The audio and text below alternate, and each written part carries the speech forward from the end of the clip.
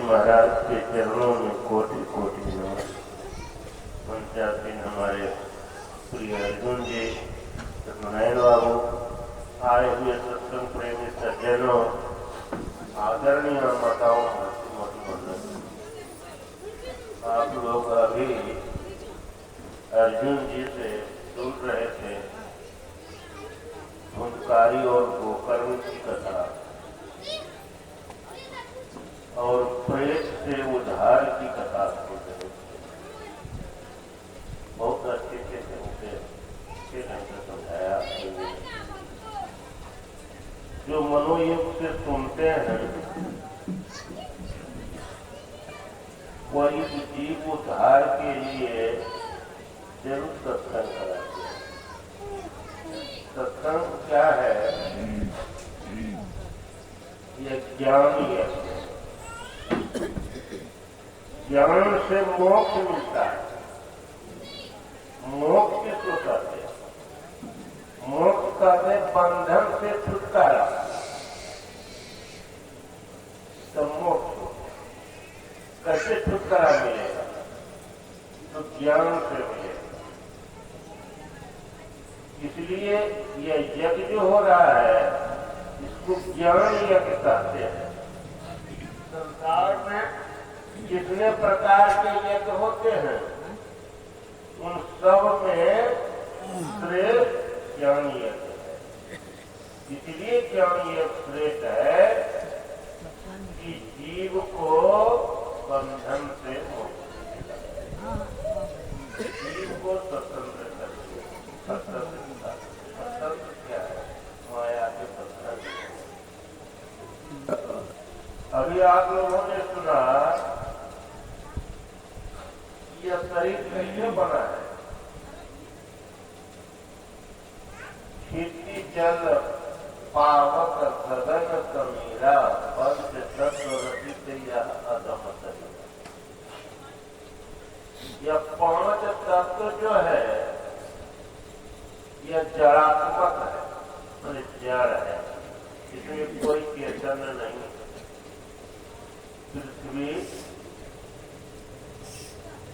पृथ्वी से कई गुना ज्यादा अधिक है, जल से कई गुना अधिक अग्नि है, अग्नि से कई गुना अधिक वायु है और वायु से कई गुना अधिक आकाश। यह पांच तत्व पांचों जड़ है। जड़ क्या है? इसमें चेतनता नहीं है, कोई ज्ञान नहीं। उसी से यह शरीर बना है। तो जड़ चीजों से शरीर बना तो चेतन होगा, तो जड़े है। कोई मिट्टी के कुली से बनाइए, मन ईटा बना, मिट्टी में ईटा में जाना गया नहीं ना? वो उसमें भी पांच तत्व है, पांचों जड़ है, उसमें कोई चेतन नहीं। तब चेतन क्या है? चेतन को कहते हैं पराशक्ति। चेतन इस जड़ में मिल गया है, समा गया है। पांचों तत्व जो जड़ है इसके साथ चेतन प्रविष्ट कर गया। चेतन क्या है? यह इससे सूक्ष्म है, आकाश से भी सूक्ष्म है। उसको पराशक्ति कहते हैं। वह समा और उस चेतन से भी महाचेतन क्या है? उससे भी महिम क्या है? वह है वह आत्म तत्व। वह आत्म तत्व इस शरीर में रहने के कारण चेतन काम करता है। आत्मा तो सर्वत्र है, परमात्मा सर्वत्र है। एक तिल कहीं खाली नहीं है और न वह हिलता डुलता है, न चलता है। तब चलता कौन है? चलता है वह चेतन, पराप्रकृति। यह बड़ी भारी ऊंचे ज्ञान की बात है। एक दिन सत्संग में होने से यह बात समझ में नहीं आएगी, यह ऊंचे दर्जे की बात है। हम इस शरीर में जो कर्ण है वह तो जड़ात्मक है, आंख है वह भी जड़ वाला है, जड़ तत्वों से बना है, नाक है, जीव है, त्वचा है, सब उसी पांच तत्वों से बना है। फिर यह कर्ण सुनता कैसे है? कौन है सुनने वाला? आंख से जो हम रूप ग्रहण करते हैं कौन करता है? यह शरीर। आंख, अगर आंख को यह शक्ति होती है देखने की, तो जब आप मकान ले जाते हैं ना उस मुर्गा को, तो कूद जाता वहां चतरी पर से, अरे ये को जलाने ले जा रहा है। आंख में शक्ति नहीं है, ले जाते हैं तो राम नाम साता है कहते हुए चलते हैं, कान से सुनता। अगर कान में सुनने की शक्ति होती तो वो कूद जाता, अरे कहाँ ले जा रहे हो? मुंह से पूछता है कहाँ ले जा रहे हो? कान में भी शक्ति नहीं है। शक्ति किसमें है? उस चेतन में। वही चेतन जो आत्मा के साथ मिल करके जीवात्मा के साथ मिलकर शरीर में मिल गया है, वही चेतन इस शरीर से निकल गया।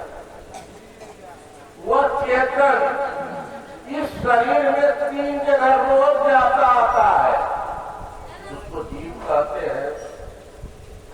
अब उसके बाद उस पर मन है, उससे अस्थूल मन है, मन से वही बुद्धि है। तब देखिए इस शरीर में वह चेतन 3 जगह रोज जाता है। कई बार चेतन यानी जीव का वासा जागृत अवस्था में कहाँ होता है? ये पीन के सबसे ऊंचा स्थान क्या है? वह है पीने में सबसे ऊंचा स्थान क्या है? वह है जागृत अवस्था में जीव का वासा आंख में रहता है। और हमारे शरीर में 14 प्रकार की इंद्रियां हैं जो बहिर्मुखी है, संसार के तरफ है। पीन में यह है हम तो जागृत में आंख से हम देखते, हर चीज को देखते और पहचानते हैं। जब चंद्र में आ जाता है लोग तो जीव का बसा कहाँ हो जाता है? जीव ससर जाता है नीचे। कहाँ आ गया भाई? स्वर्ग में आ गया। तब वह उस अवस्था में अधूरी दिन का चंद्रावस्था को तरह तरह का स्वप्न देखने लगता है। कोई डरावना स्वप्न देखता है, कोई अच्छा स्वप्न देखता है, बहुत कोई भयातुर भय देने वाला स्वप्न देखता है।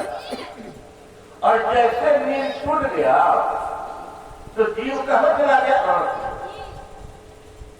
वह स्वप्न अवस्था खत्म कर, जो स्वप्न देख रहे थे स्वप्न जगत से आप बाहर।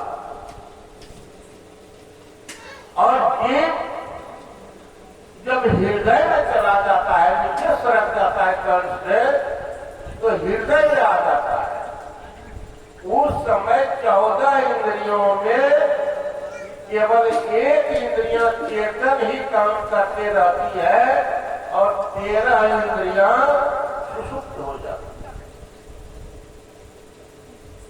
5 कर्म की इंद्रियां, 5 ज्ञान की इंद्रियां और 4 अंतःकरण की इंद्रियां। इसमें से एक ही चेतन केवल जो स्वस्थ चलते रहता है और उसको सोया है, पता नहीं है कि हम खाट पर है, घर में है कि बाहर में सोए हैं, गांव में है कि गांव से बाहर है, कुछ पता नहीं है, बस सोया है। और जैसे वहां से जीव ऊपर उठा और आंख मार कर, अरे हम तो यहाँ की कौन कर सोए हैं और बड़ी गहरी निद्रा में सोए थे, बहुत होता है। यह कौन करता है? जीवात्मा करता है, चेतन है। लीजिए, हम लोग जो शरीर देख रहे हैं ये केवल एक शरीर देख रहे हैं। इस शरीर का क्या नाम है? इसका नाम है स्थूल शरीर। इसके अंदर में 4 शरीर और रह गया। सूक्ष्म शरीर, कारण शरीर, महाकारण शरीर और केवल शरीर। यह 4 शरीर रह गया। अब जीवात्मा जब निकल गया, या 9 दरवाजा है इस शरीर में, किसी दरवाजा से वह चेतन निकल गया। आत्मा तो आप जब कहीं सर्वत्र है, वह न जाता आता कहीं है, लेकिन यह चेतन निकल गया। इन 9 दरवाजे में से किसी दरवाजे से निकल गया। तो आप उस जीवात्मा के साथ 4 शरीर को रह गया। जमदूत आता है ना, उसी को पकड़ करके ले जाता है। और संसार में रह करके यह चेतन शरीर के साथ जो जो कर्म किया है, उस कर्म का जो फल है उसको भोगवाता है। कोई जमदूत पकड़ के ले जाता है, भोगवाता है। अगर पाप कर्म किए हैं तो उसका फल क्या होता है? उसका फल होता है दुख। आपको ले जाएगा। अब जहां तेल के कढ़ाई में तेल कड़क रहा है, उसमें डाल देगा। कोई ऐसा कर्म किए हैं कि जिससे आप दंडित होंगे, तो बैल बना करके आपके कंधे पर और बोझा ला करके ले जाता है। कोई आपको जैसे मूसा पकाते हैं ना लोग, और मुर्गी पकाते हुए देखे होंगे, वैसे पकड़ करके जमदूत आग में दे देता है और चिल्लाता है, अरे अब बचाइए, अब बचाइए। चिल्ला रहा है, कोई सुनने वाला नहीं।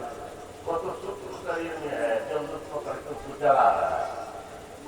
इसलिए पाप कर्म का फल सुख और पुण्य कर्म का फल सुख। अगर पुण्य किए हैं, धर्म किए हैं, तब आपको सुख वाले रास्ते से ले जाएगा। किसको ले जाएगा? वह 4 शरीर के साथ जीव रह गया, उसको ले जाएगा। तो सोच लीजिए कि कौन सा कर्म पाप वाला कर्म है, कौन सा कर्म पुण्य वाला कर्म है। कहां ज्ञान होगा यह? पते नहीं है लोगों को, सरकारी लोगों को, कौन सा धर्म कर्म है, कौन सा धर्म है, कौन सा कर्म पाप वाला कर्म है, कौन सा कर्म पुण्य वाला कर्म है। पता नहीं है। क्यों नहीं पता है? इसलिए कि उसने गुरु नहीं किया है। गुरु कहते हैं ज्ञान को, ज्ञान की मर्यादा को। ज्ञान मर्यादा जाने बिना गुरु और शिष्य न को। ज्ञान के बिना यह समझ में नहीं आएगा। विद्यालय भेजते बच्चे को पढ़ने के लिए, वहां उनको ज्ञान सिखाया जाता है। कौन सा ज्ञान सिखाया जाता है? संसार में रहने का ज्ञान देता है। परमात्मा संबंधी ज्ञान नहीं देता है, जीवात्मा संबंधी ज्ञान नहीं देता है। जीवात्मा और परमात्मा संबंधी ज्ञान जो है, उसका नाम है अध्यात्म ज्ञान। वह कहाँ मिलता है? किसी सत्संग। जो सत्संग में नहीं आया, शराब पी करके अपने घर में सोया हुआ है, उसका दुर्दशा धूलकारी की तरह होगा। सुनने भी नहीं आएगा, सुनेगा तो कान में उंगली डाल देगा। अरे क्यों जाएंगे सुनने के लिए? सत्संगी लोग वहां बैठा है, सत्संग सुना रहा है, नहीं सुने। सुन के क्या कहना, तो मस्ती में है। अरे मस्ती में क्या हो? अपने जीवात्मा को सुखालय में ले जा रहे हो। जैसे गौशाला को कहते हैं, गुहार गौशाला कहते हैं ना, उसी तरह से विद्यालय कहते हैं, विद्यार्थी पढ़ता है, उसी तरह से सुखालय में आप दुख वाली जगह में जीवात्मा को ले जा रहे हो। शराब पी करके, गलत काम करके, चोरी करके, व्यभिचार करके। देखिए 5 तरह का पाप है, उससे अपने कोई मनुष्य में है तो खूब बचा। तो इससे क्या होगा? आप जीवात्मा का कल्याण, आप जीवात्मा हैं, आप शरीर नहीं है, शरीर में रहने वाले हैं, शरीर नहीं है। आप अपने को जानिए, जो अपने को जानता है अपने को 5 पापों से हरदम बचाता है, जो नहीं जान पाता है वह नहीं बचा पाता। जानेंगे कहाँ यार इसी सत्संग। इस सत्संग में कौन है जानने वाले? परमात्मा स्वरूप हमारे गुरु महाराज है। यह परमात्मा स्वरूप कैसे है? यह परमात्मा ही है। अरे परमात्मा कैसे हो गई? यह भी तो हम लोगों का जैसा आदमी जैसा शरीर है, परमात्मा कैसे हो गया? अरे परमात्मा इसलिए हो गया कि अपने जड़ शरीर के सारे आवरणों को हटा दिया, उसको छेदन करके तोड़ दिया, और चेतन शरीर को भी हटा दिया। वो आत्म स्वरूप हो गए। आत्मा और परमात्मा एक ही तत्व है। ऐसे हमारे गुरु महाराज का तस्वीर यहाँ लगाए हुए हैं। गुरु महाराज परमात्मा स्वरूप मौजूद है, इसी से जीव का कल्याण होता है, इसलिए इनका यहाँ पर आसन लगाया गया है। इनकी महिमा है। वेद काज पढ़ने वाले पंडित मांस खा के आते हैं, शराब पी के आते हैं, अपना शिष्टाचार सदाचार का पालन नहीं करते हैं, उसमें वो साधना शक्ति नहीं है, वो इस जीव को कैसे उद्धार कर सकता है? अरे उद्धार करने वाले जो शिष्टाचारी होते हैं, सदाचारी होते हैं, जो ध्यान के लगन से अपने सारे आवरणों को हटा दिया है, जड़ात्मक को, चेतन को छुटा दिया है और अपने आप परमात्मा में मिला दिया है, उसको हम लोग सतगुरु कहते हैं। सत परमात्मा स्वरूप है, उनका आसन लगा है, इससे वो जीव का कल्याण होगा। जो जीव को यह सुनाया जा रहा है, आप सुन रहे थे अभी आप कि यह 4 शरीरों के साथ वह जीव है। अभी अगर श्याम जी के भाई प्रसाद जी अगर कहीं है, हमारे अंदर वह सूक्ष्म दृष्टि नहीं है, दिव्य दृष्टि नहीं है कि हम उनको देख सके, परंतु वो 4 शरीर सूक्ष्म शरीर में है, जी हम नहीं जान पाते हैं, पर है जरूर। और उनके कानों में यह हमारी आवाज, संतों की वाणी की आवाज जाती है, जिससे उसका उद्धार होगा। आपने सुना कि गोकर्ण ने सत्संग सुनाया धुनकारी को, और धुनकारी जो गायों में पीड़ दिया था, जिसका उद्धार नहीं हुआ। बहुत लोग हरिद्वार जाते हैं पीड़ने की, उसका उद्धार नहीं होता, अब प्रेत भटकता रहता है। बहुत लोग प्रेत का पूजा करता है घर में, क्या करता है, तरह तरह का बड़ा बड़ा सिंदूर का श्रृंगार के दिया, लता टिकली चूड़ी टांग देता है और बलि आके काट देता है। एक जीव के उद्धार के लिए आप दूसरा जीव का हत्या करते हैं, पाप करते हैं, नहीं करते हैं, पठा काट देते हैं और काट करके क्या करते हैं, उस मुर्दा पठवा जो काटने से मुर्दा हो गया जिंदा, मुर्दे चढ़ाएगा, अब बस उसका अपने यहाँ में चढ़ा करके और अपने पेट में भी डाल दिया। मुर्दा काम हुआ कि पाप का काम हुआ? ज्ञान वाला काम हुआ क्या? ज्ञान वाला काम हुआ? कौन काम किया? समझ में नहीं आया कि आप मछली मार के ले आए, मछली कितना कितना चीज खाता है, लेकिन मार के तो मुर्गे है, उसको आप यहाँ मार करके तेल दे करके भूलते हैं और अपने जीव पर चढ़ा करके चटते खाते हैं, तो आपका पेट जो है मकान है कि नहीं? क्या कर रहा है? मुर्गे कर रहा है। और इधर एक मुर्गा उधर, हमारा शरीर भी तो मुर्गे है, जो मर गया, जीवात्मा निकल गया तो बिना काटे, और उसको वह भी बिना काटे मरता है। पटवा बिना काटे नहीं मरता है, गाय बैल बिना काटे नहीं मरता है, कबूतर मुर्गा बिना काटे नहीं मरता है, लेकिन लाकर के लोग खाता है, पापड़ खाई।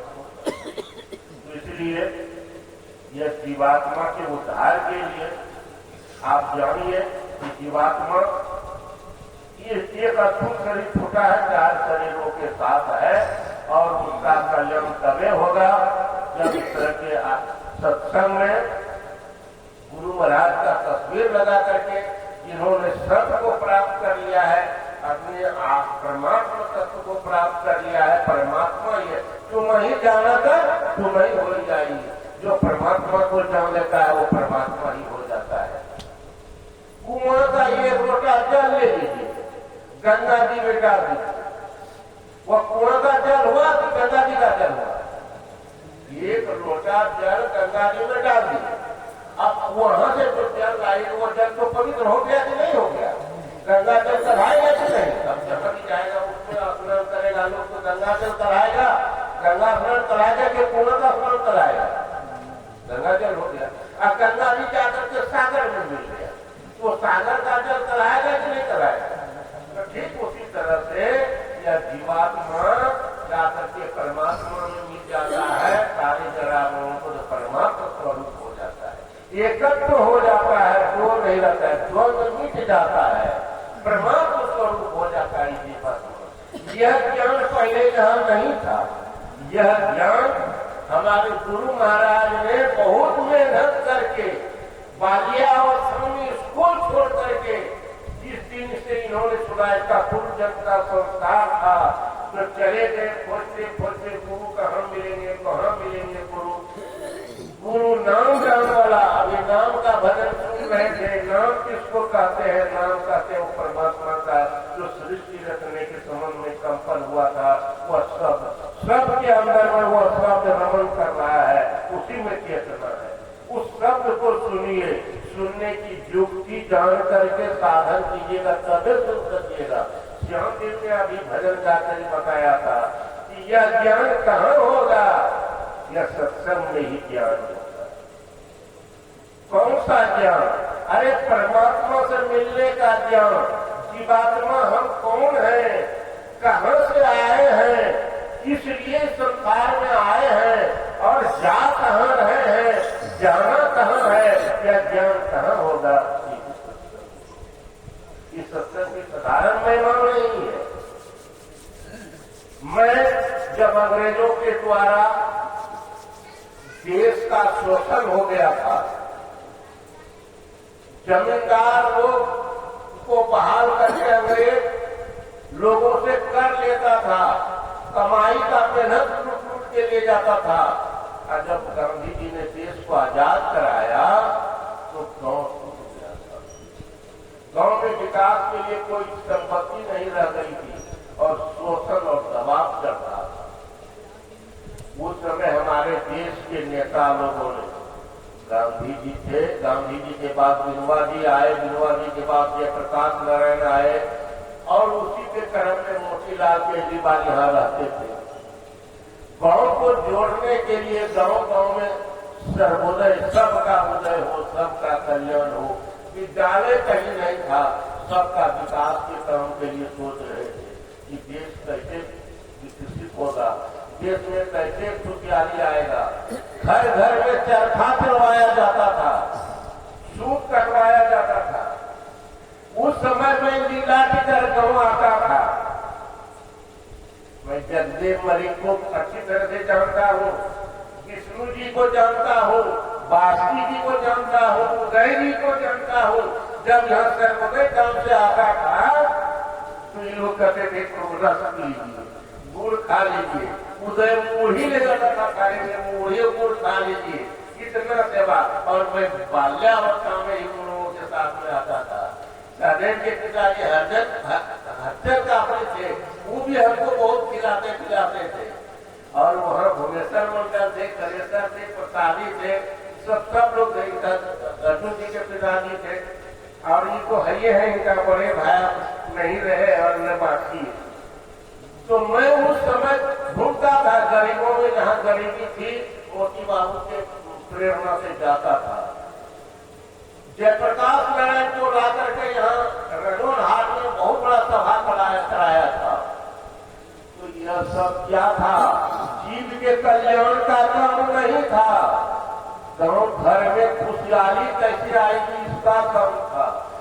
सुखी लोग कैसे रहेंगे, खाने का इतना तबाही था कि गुरु पंडित जो है तो यहाँ डीलर थे। उस समय आन में बाजरा मिलता था, यहाँ से लोग बाजरा खरीद के ले जाता था, खाता था। कितना तकलीफ था लोगों को। मैं उस समय से काम करता था, राजगीर में जाकर के जब इंदिरा गांधी आई और बीवी की राष्ट्रपति आया था, मैं सरकार पढ़ रहा था, सेना नायक बन करके वहां था और बहुत आयोजन किया, लेकिन यह ठीक उद्धार का काम नहीं था, संसार में पुजारी का है। 1960 से मैं गुरु महाराज का दर्शन करने के लिए यही विश्वनाथ कोटी में गया और उस समय से हम शांति संदेश 3 रुपया में सालाना लगता था, 3 रुपया सालाना दीजिए, शांति संदेश कार्य को आता था, मंगाता था 66-67 में। तो फिर गुरु महाराज के सानिध्य में मैं बहुत बार आ गया, फिर भी सुनता था, समझता था, सुनता था, समझता था। गुरु महाराज की प्रेरणा हुई और फिर मैं 84 में दीक्षित भी हो गया और दीक्षित होकर के इनके ध्यान साधना का महत्व को समझा। ध्यान करने से कैसे जीवात्मा का कल्याण होगा। इस संसार में चाहे धनवान हो जाइए, बड़ा बड़ा मकान बना लीजिए, हवाई जहाज पर उड़िए, इससे जीव का कल्याण नहीं होगा। वो तो समाज का कल्याण है, खुशहाली होने का कल्याण है, शरीर सुखाली हो, सुख से रहेगा, इसका कल्याण था। तो देखिए आज श्याम जी ने जैसे गोकर्ण को बड़ा भाई था, धुंधकारी छोटा, लेकिन यहाँ श्याम जी छोटे हैं और श्याम जी को मैं बच्चे से जानता हूँ कि जब पिताजी थे उस समय भी उनके पास रहता था। जगदेव मरी का 20 साल से बड़ा दोस्ती थी, मिठाई बनाने जाते थे, जगह जगह मिठाई बनाते थे, हम लोग उनके यहाँ जाना हमेशा होता था। आज उनके बेटा के पेट पर हम समझो से आ गए कि यह संबंध कैसा बना हुआ बच्चे से, मैं बच्चे से आता हूँ, है नहीं जानते हैं। तो देखिए 9 बज गया है, आज रविवार भी है, गुरु भजन भी होगा। मैं श्याम जी को बहुत बहुत धन्यवाद देता हूँ और इस सत्संग में आप लोग आए, सुने, यह ज्ञान दान हुआ। श्याम जी के द्वारा ज्ञान का दान किया गया। लोग वस्त्र दान करता है, पैसा दान करता है, अन्न दान करता है। अब भंडारा भी है, वो द्रव्य दान हो गया।